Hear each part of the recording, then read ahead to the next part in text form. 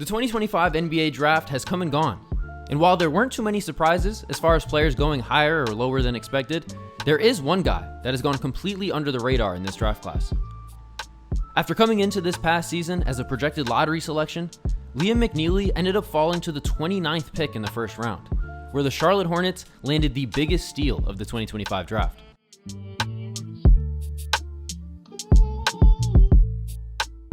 The one-and-done UConn Husky didn't fully live up to all the expectations set for him, coming off of his undefeated national title-winning season on the famously loaded Montverde Academy team.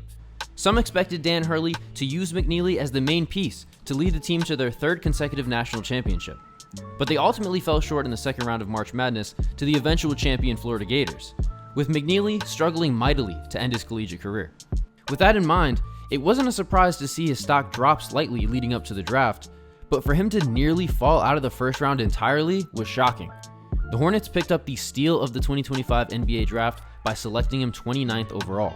Even if it required trading away their only starting caliber center in order to acquire the pick, this was yet another fantastic move in what has been a run of great transactions for the Hornets so far this offseason.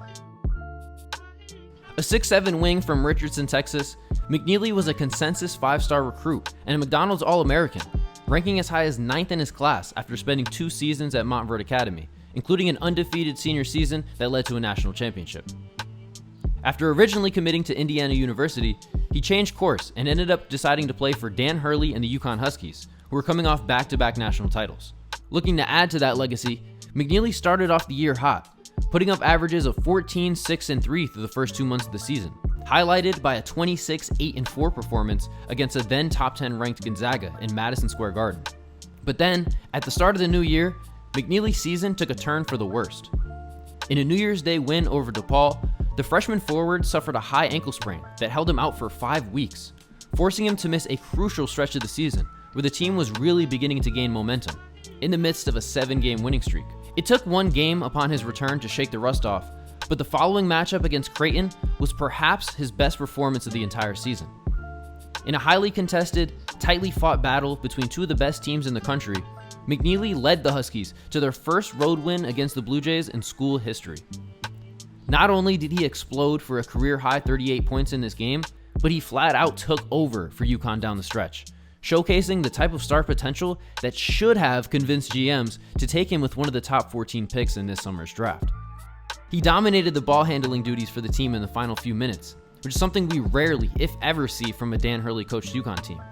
Everything ran through him in the clutch, and he delivered possession after possession to carry his team to victory.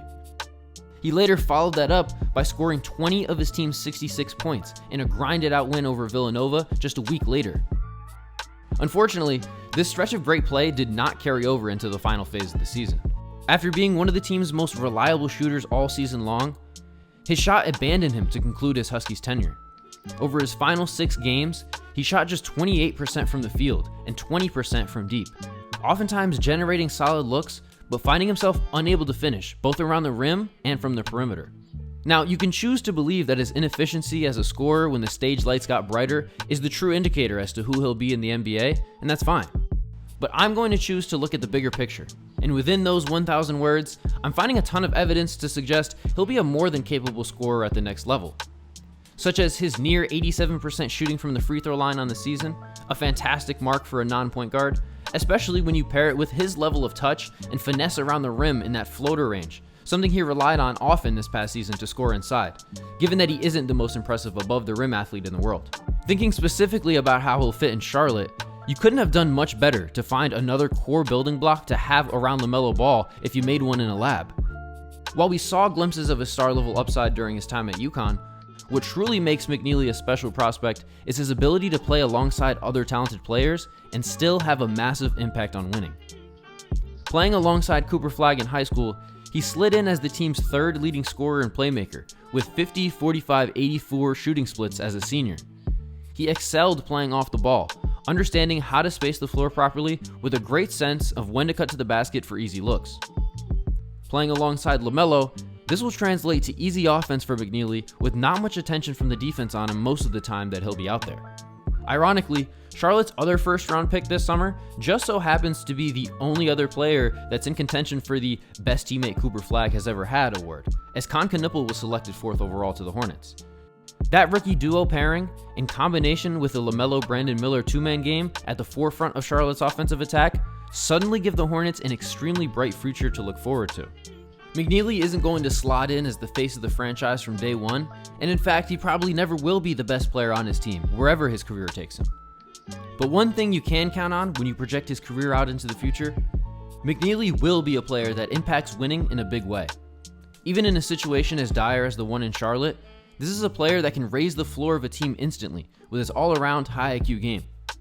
So as we get ready for the start of Summer League and eventually get to see this 2025 rookie class make their official NBA debuts this fall, keep an eye out for the blonde-haired Hornet, quietly making a positive impact on all facets of the game.